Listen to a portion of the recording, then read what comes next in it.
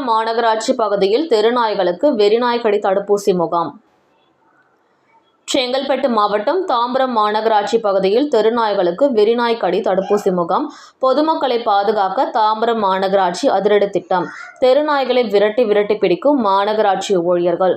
தினமும் 100 நாய்களுக்கு தடுப்பூசி போட்டு ஒரு நாளைக்கு 1000 ARV தடுப்பூசி என 45,000 முதல் 50,000 தடுப்பூசிகள் செலுத்த திட்டமிடப்பட்டுள்ளதா?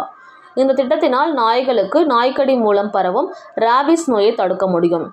நாய்கள் மூலம் மனிதர்களுக்கு ராபிஸ் பரவுவதையும் தடுக்கலாம்.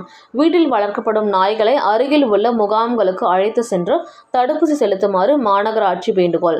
இன்று முதல் செப்டம்பர் மாதம் வரை அலுவலக நாட்களில் 50 நாட்களுக்கு இலவசமாக தடுப்பூசி செலுத்தப்படும் என தாம்பரம் மாநகராட்சி அறிவிப்பு. தாம்பரம் மாநகராட்சியில் உள்ள 5 மண்டலங்களில் மண்டலம் வாரியாக 10 தடுப்பூசி செலுத்தும் குழுக்கள் நிறுவப்பட்டுள்ளது. ஒவ்வொரு குழுவிலும் 2 கால்நடை மருத்துவர்கள், 2 துப்புரவு பணி மேற்பார்வையாளர்கள், 2 வாகன ஓட்டுநர்கள், 5 நாய் பிடிக்கும் பயிற்சி பெற்ற பணியாளர்கள் உள்ளனர். மொத்தம் 125 நபர்கள் கொண்டு குழு அமைக்கப்பட்டுள்ளது. தாம்பரம் மாநகராட்சிக்குட்பட்ட பகுதிகளில் பொதுமக்களின் பாதுகாப்பு நலன் கருதி தெருக்களில் சுற்றித் திரியும் தெருநாய்களுக்கு வெறிநாய் கடி தடுப்பூசி ராபிஸ் வேக்சினேஷன் செலுத்தும் வகையில் அஸ்தினாபுரத்தில் நடைபெற்ற வெறிநாய் கடி தடுப்பூசி முகாமினை பல்லாவரம் சட்டமன்ற உறுப்பினர் கருணாநிதி, மேயர் வசந்தகுமாரி, கமலக்கண்ணன், ஆணையாளர் பாலச்சந்தர் தொடங்கி வைத்தனர். தெருநாய்களுக்கு தடுப்பூசி செலுத்துவதை பார்வையிட்டனர்.